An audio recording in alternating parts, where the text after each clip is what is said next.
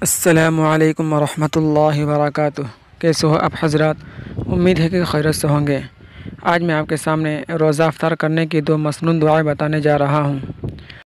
اس سے پہلے میں روزہ افطار کی دعا بتایا تھا اور میں آپ کے سامنے یہاں پر 2 مسنون دعائیں سنانے جا رہا ہوں۔ بسم اللہ الرحمن الرحیم۔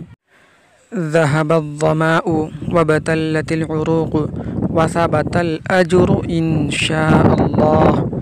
ذهب الظماء وابتلت العروق وثبت الأجر إن شاء الله۔ ترجمہ: پیاس مٹ گئی اور رگیں تر ہو گئی اور انشاءاللہ ثواب ثابت ہو گیا۔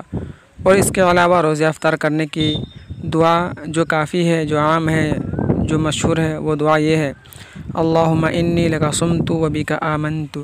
اللہم انی لک صمت و بک آمنت۔ یہ دعائیں سنن ابو داؤد سے لیا گیا ہے۔